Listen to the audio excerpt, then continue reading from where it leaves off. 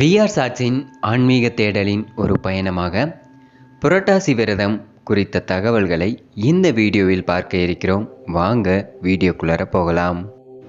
இதுவரை நீங்கள் இன்னும் இந்த சேனலை சப்ஸ்கிரைப் பண்ணலன்னா சப்ஸ்கிரைப் பண்ணிவிட்டு அதற்கு பக்கத்திலேயே இருக்கும் பெல் ஐக்கானை கிளிக் பண்ணிக்கோங்க. அப்போ தான் நாங்கள் போடுற வீடியோக்கான நோட்டிஃபிகேஷன் உங்களை உடனுக்குடன் வந்து சேரும். தமிழ் மாதங்களில் ஆடி மாதம் அம்மனுக்கு உகந்த மாதம்னா புரட்டாசி மார்கழி 2 மாதங்களும் பெருமாளுக்குரிய மாதம். புரட்டாசி மாதத்தை விரத மாதம் என்றும் அழைப்பார்கள். ஒவ்வொரு சனிக்கிழமையும் பெருமாளுக்கு உகந்த நாளாக உள்ளது. சூரிய பகவான் கன்னி ராசிக்குள்ள பிரவேசிக்கும் போதுதான் புரட்டாசி பிறக்கிறது. புரட்டாசி மாதம் பெருமாளுக்கு உகந்த மாதமாக இருப்பதற்கு காரணமே சனி பகவான் தான்.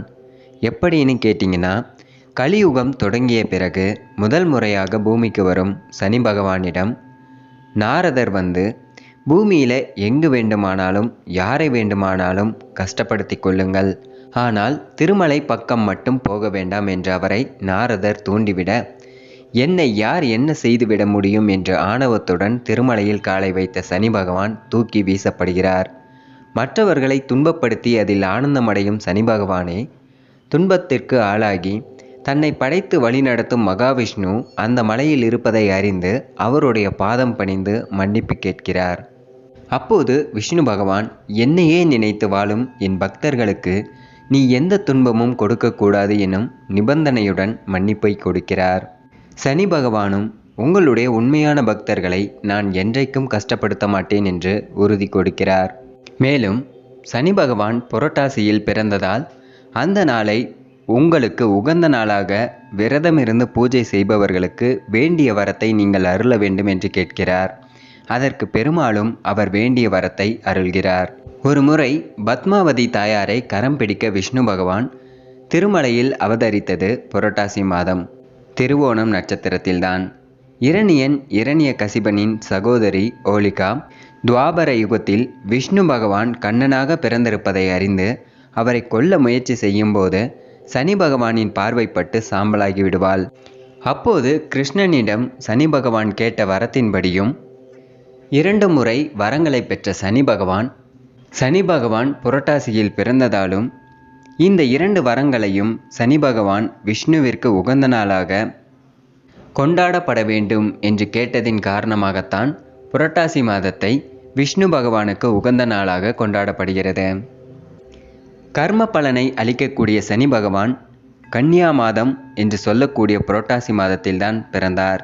இவர் சூரியன் மற்றும் சாயா தேவியின் புதல்வனாவார். சனி கிரகத்தை கட்டுப்படுத்தக்கூடியவராக இருப்பவர்தான் பெருமாள். சனிக்கு அதிபதியும் அவர்தான்.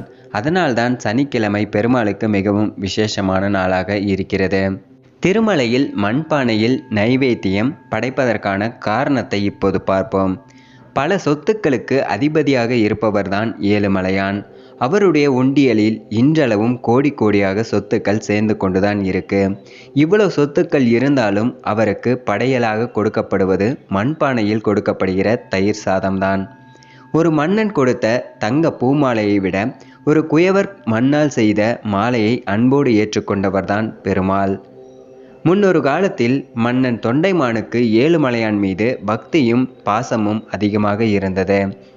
ஏழுமலையானுக்கு ஆலயம் அமைத்து தினமும் பொன் மலர்களால் அர்ச்சனை செய்வதற்கு ஏற்பாடு செய்தான் மன்னன். ஒரு நாள் பூஜை செய்யும் போது பொன் மலர்களுக்கு நடுவில் மண் மலர்களும் வந்து விழுந்தது. தன்னுடைய பூஜையில் ஏதோ பிழையுள்ளதாக எண்ணி வருந்தி கொண்டிருந்தான் மன்னன்.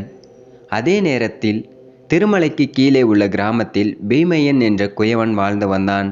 பிறவியிலேயே அவன் நடக்க முடியாத மாற்றுத்திறனாளியாக இருந்து வந்துள்ளான். அவன் மண்பாண்டம் செய்யும் தொழிலை மிகவும் நேர்மையாகவும் அதே நேரம் ஏழுமலையான் மீது கொண்ட பக்தியோடும் அனைத்து வேலைகளையும் செய்து வந்தான். ஒரு நாள் குயவன் கனவில் ஏழுமலையான் தோன்றி மறைந்தார். பீமையனுக்கு ஏழுமலையான் காட்சி கொடுத்த நாள் புரட்டாசி மாதம் விடியற்காலை. தூங்கி எழுந்த பீமையன் தன் கனவில் தோன்றிய ஏழுமலையானை மண் சிற்பமாக செதுக்கினான். ஏழுமலையான் தனக்கு காட்சி கொடுத்த புரட்டாசி சனிக்கிழமை நாளை விரதமாக கொண்டு ஏழுமலையானுக்கு பூஜை செய்து வந்தான். ஏழுமலையானை நினைத்து கொண்டே தன்னுடைய தொழிலை செய்யும் போதே பீமையன் ஆழ்ந்த தியானத்தில் மூழ்கிடுவான். பிறகு ஆழ்ந்த தியானத்தில் இருக்கும்போதே தன் கையில் பிசையும் மண்ணை மலர்களாக எண்ணி ஏழுமலையான் மீது அர்ச்சனை செய்வான். இப்படி இருக்க மண்மலர்கள் வந்தது எப்படி என்னும் வருத்தத்தில் இருந்த தொண்டைமானின் கனவில் ஏழுமலையான் தோன்றி, பீமையன் செய்யும் வழிபாட்டை நீயும் செய்து பார், அப்போதுதான் வழிபாட்டின் சிறப்பு புரியும் என்றார். அதே சமயம் பீமையன் கனவில் தோன்றி, உன் பக்தியின் பெருமையை என்றைக்கு மற்றவர்கள் மூலம் தெரிந்து கொள்கிறாயோ அன்றைக்கு உனக்கு முக்தி அளித்து வைகுண்டம் அழைத்து செல்வேன்னு சொல்லிட்டு பெருமாள் மறைந்து விடுகிறார். தொண்டைமான் பீமையன் இருக்கும் இடத்திற்கு சென்று பீமையன் செய்யும் பூஜையை மறைந்திருந்து பார்க்கிறார். பூஜை முடிந்ததும் பீமையனை கட்டித் தழுவினான் தொண்டைமான். உன்னுடைய வழிபாட்டை ஏன் பெருமாள் ஏற்றுக்கொண்டார் என்பது இப்போதுதான் புரிகிறது. அப்போது பெருமாள் தோன்றி பீமையனை தன்னுடன் வைகுண்டத்திற்கு அழைத்து கொண்டு போகிறார். புரட்டாசி சனிக்கிழமை விரதம் மேற்கொள்வதால் செல்வம் நிம்மதி கிடைக்கும் என்பது மட்டுமல்லாமல் முக்தியும் கிடைக்கும் என்பதே ஐதீகம். பெருமாளின் உத்தரவுப்படி பீமையனை போற்றும் விதமாக இப்போதும் மண்பானையில் நைவேத்தியம் செய்யப்படுவதற்கான காரணம் இதுதான். புரட்டாசி மாதம் திருமாலுக்கு உகந்த மாதமாக கருதுகிறோம். ஆனால் அது மட்டுமல்ல, சிவன் பார்வதியை வழிபடுவதற்கு உகந்த மாதமும் இந்த மாதம்தான். புரட்டாசி பௌர்ணமி தினத்தில் காலை வேளையில் சிவபெருமானுக்கு வழிபாடு செய்தால் முற்பிறவியில் செய்த பாவங்கள் நீங்கும். நண்பகலில் வழிபாடு செய்தால் முற்பிறவி மட்டுமல்லாமல் இப்பிறவியில் செய்த பாவங்களும் நீங்கும்.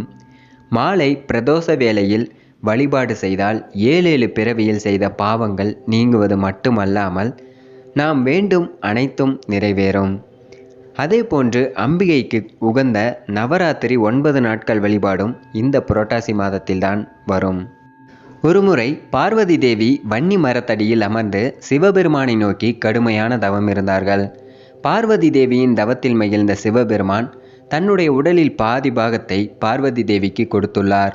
பார்வதி தேவியை ஞான கௌரியாக மாற்றி சிவபெருமான் ஆசி வழங்கியுள்ளார். இந்த தேவியை பிரம்மதேவன் கார்த்திகை மாதம் வளர்பிறை பஞ்சமி திதி போன்ற நாட்களில் வழிபட்டுள்ளார். அந்த நாளைத்தான் ஞான பஞ்சமி கௌரி பஞ்சமி என்று அழைக்கிறார்கள். போர் வீரர்கள் தங்களுடைய வெற்றிக்காக இந்த தேவியை புரட்டாசி வளர்பிறை பிரதமையில் வழிபட்டார்கள். இதே போன்று நாமும் இந்த குறிப்பிட்ட நாட்களில் அம்பிகையை வழிபடும்போது செல்வமும் ஞானமும் கிடைக்கும். புரட்டாசி மாதம் பாகுலி தினத்தில் சிவபெருமானை வழிபட்டால் துன்பமே நேராது என்பார்கள் ஏன்? விநாயகரின் பரம பக்தரான கிருச்சமண முனிவரின் மகனான பாகுலி அவனும் விநாயகரை வழிபட்டு நிறைய வரங்களை பெற்றான்.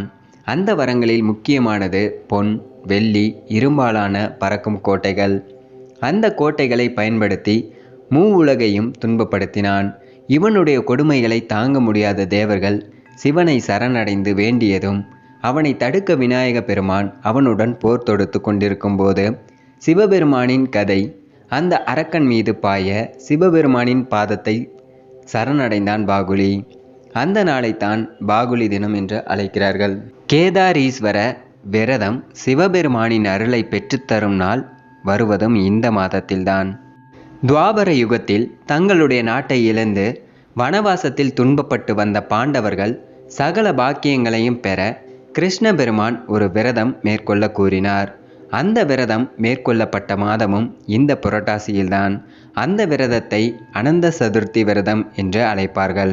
புரட்டாசியில் வரும் துர்வாஷ்டமி விரதம் ஜெயிஷ்டா விரதம் விநாயக பெருமானுக்கு உகந்த நாளாகும். இந்த நாட்களில் விநாயகரை வழிபடுவதால் அவருடைய அருளை பெற முடியும். நவ கிரகங்களில் மகாவிஷ்ணுவின் அம்சமாக உருவானவர் புதன். புதன் கிரகம் உச்சமடைவது கன்னி ராசியில்தான். சனி கிரகமும் புதன் கிரகமும் நட்பு கிரகமாக இருப்பதால் புரட்டாசி மாதம் சிறப்பு வாய்ந்த மாதமாக கருதப்படுகிறது. இந்த மாதத்தில் முன்னோர்களுக்கு விடுதலை மாதம் என்பதால் முன்னோர்கள் பூமிக்கு வருகிறார்கள். புரட்டாசியில் வரும் மகாலய அமாவாசையின் போது பித்ருக்களுக்கு தர்ப்பணம் கொடுத்தால் முன்னோர்களின் ஆசியை பெற முடியும். புரட்டாசி மாதம் பௌர்ணமியை தொடர்ந்து வரும் தேய்பிறை 15 நாட்களும் மகாலய அமாவாசை. இந்த காலத்தில் முன்னோர்களை நினைத்து பசியால் வாடும் ஏழை எளிய மக்களுக்கு அன்னதானம் கொடுப்பதன் மூலம் ஏழைகளின் பசி பறந்தோடுவது போன்று நம்முடைய துன்பங்களும் நம்மை விட்டு விலகும். புரட்டாசி மாதத்தில் அசைவ உணவுகளை தவிர்த்து சைவ உணவுகளை எடுத்துக்கொள்ளும் பொழுது நல்ல எண்ணங்கள் மட்டும் உருவாகும் அளவிற்கு ஆத்வீக எண்ணங்களும் உருவாகும்.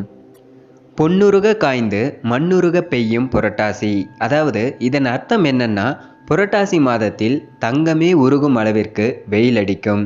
இரவில் மண்ணுருகி ஓடும் அளவிற்கு மழை பெய்யும்.